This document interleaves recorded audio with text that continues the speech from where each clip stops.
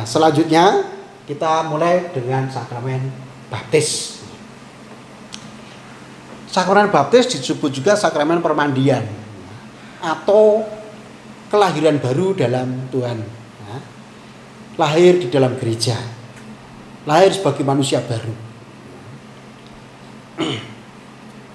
Baptis itu pintu gerbang bagi keselamatan, pintu gerbang bagi sakramen-sakramen lainnya.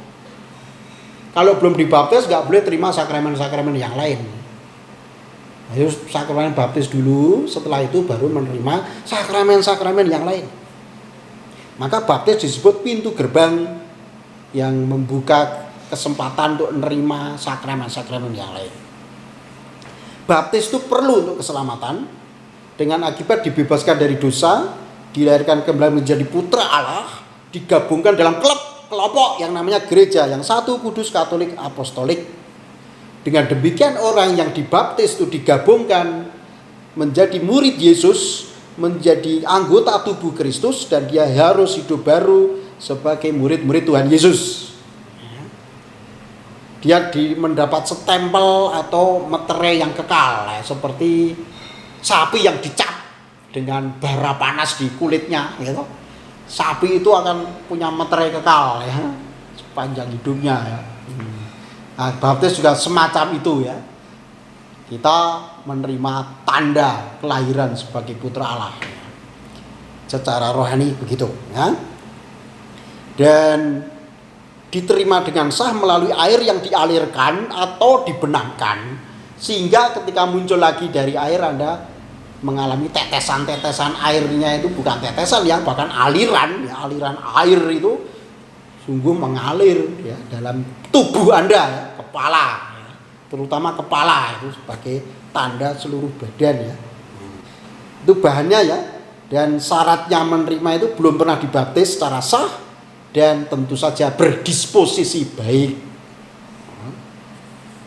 Jadi orang yang menerima sakramen baptis punya syarat seperti itu, berdisposisi yang baik, niatnya memang pengen dibaptis, mau mengikuti Tuhan Yesus, dan diterimakan dengan sah, dengan air, dengan pelayan yang sah, yaitu imam, uskup ya, uskup atau imam atau diakon tertabis ya.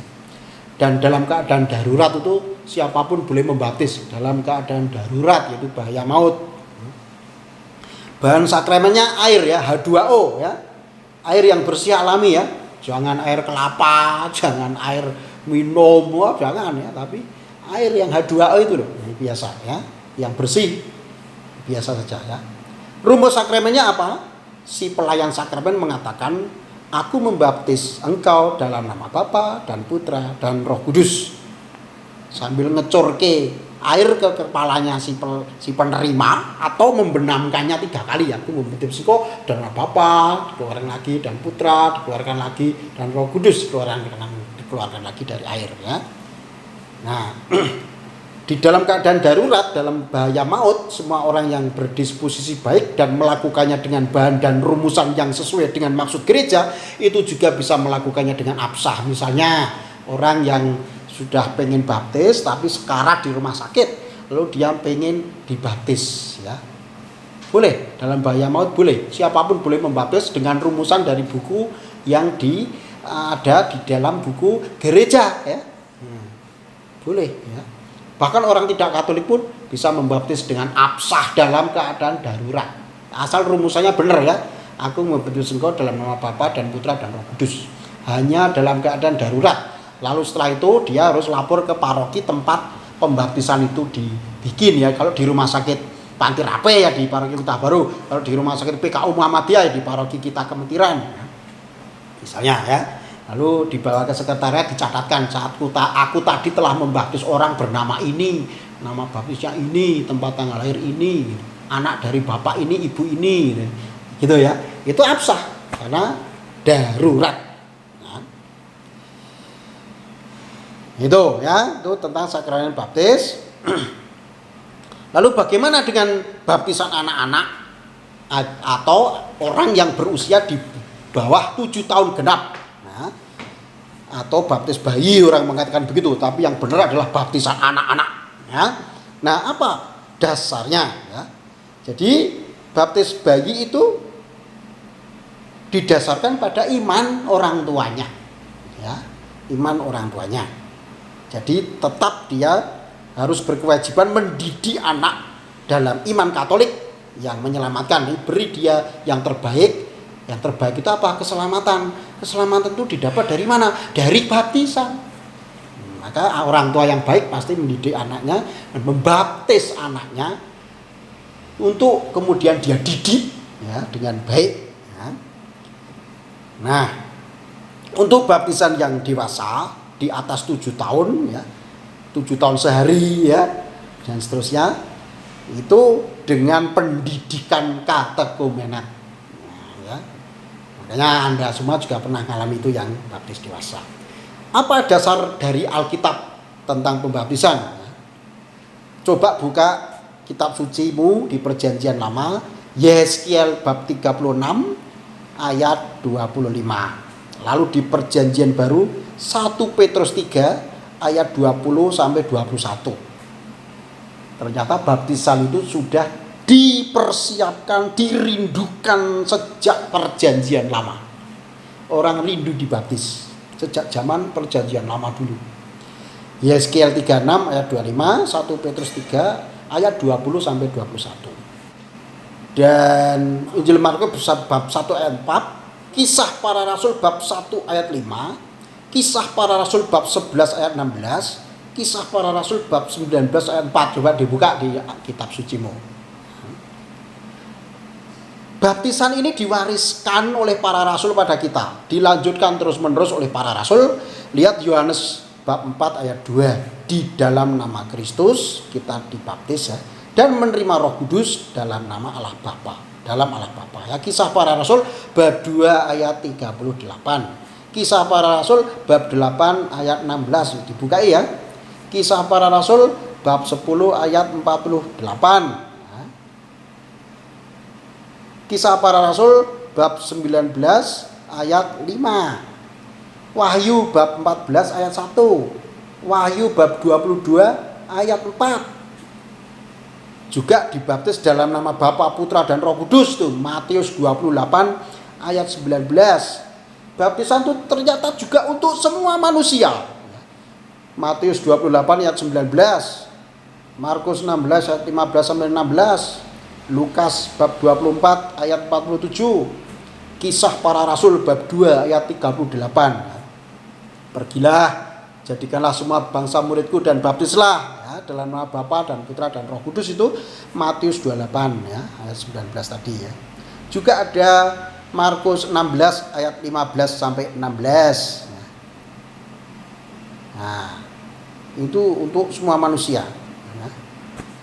Dibaptis dalam misteri Kristus, artinya kalau orang dibaptis tenggelamkan dalam misteri hidup Tuhan Yesus sendiri ya. 1 Korintus 12 ayat 13, Galatia 3 ayat 27. Dibaptis dalam kematian Yesus, Roma 6 ayat 3. Dibaptis untuk apa? Untuk beroleh hidup yang baru, Roma bab 6 ayat 4. Lalu Titus bab 3 ayat 5 ya. Surat Paulus pada Titus bab 3 ayat 5. Dibaptis dengan air dan Roh Kudus. Kalau kita dibaptis itu dibaptis dalam air dan Roh Kudus, itu sudah otomatis ya. Itu ada di dalam Yohanes 3 ayat 5, Efesus 5 ayat 26, Titus 3 ayat 5. Dan hanya ada satu baptisan, ya. Dan sangat perlu baptisan itu bagi keselamatan. Ya. Efesus bab 4 ayat 5 itu hanya satu baptisan, yang sudah sah dibaptis nggak usah dibaptis lagi. Ya. Tapi yang belum sah dibaptis ada loh yang gereja yang baptisnya itu tidak absah, gereja-gereja Protestan aliran apa itu, ada yang baptisannya tidak absah, nggak menurut sabda Tuhan ya. Bapa, Putra, Roh Kudus, tapi biasanya ditambahi macam-macam atau kurang rumusannya atau malah kelebihan, itu malah tidak absah ya menurut gereja Katolik. Maka kalau mau masuk jadi anggota gereja Katolik, dia harus dibaptis lagi. Tapi kalau baptisannya yang dulu sudah absah, ya cukup diterima dalam gereja Katolik, tidak perlu dibaptis lagi karena baptisan hanya satu kali cukup. Ya. Nah, lalu Mengapa pembaptisan itu perlu? Mengapa orang perlu dibaptis? Itu ada di Markus bab 16 ayat 16 dan Yohanes bab 3 ayat 5, yaitu untuk penebusan dan pengampunan dosa, ya. Itu 1 Yohanes 5 ayat 6, ya. Juga baptisan itu menyucikan, ya. 1 Korintus 6 ayat 11, Efesus 5 ayat 26. Baptisan itu membuat kita dibenarkan, ya. 1 Korintus 6 ayat 11.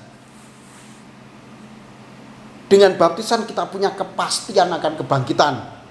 Roma 6 ayat 3 sampai 5. Dibuka ya. Lalu 1 Korintus 15 ayat 29. Dibuka itu. Ya, kepastian akan kebangkitan kita. Juga baptisan itu rahmat, ya, pemberian cuma-cuma dari Tuhan, ya. Titus bab 3 ayat 5, ya. Dan menghapuskan dosa, itu 1 Petrus 3 ayat 21, Kisah Para Rasul bab 2 ayat 38 dan Kisah Para Rasul bab 22 ayat 16. Buah-buahnya sangat jelas. Kita menjadi putra Allah, diampuni dosa-dosanya di masa lalu sebelum baptis, dan digabungkan dalam klub namanya gereja. Kita berhak menerima sakramen-sakramen selanjutnya, ya, karena baptisan itu. Nah, itu tentang sakramen baptis. Maka motivasinya sebenarnya kayak aku mau jadi putra Allah, aku mau diampuni dosanya, aku mau jadi anggota klub namanya gereja yang satu, kudus, katolik, apostolik, ya.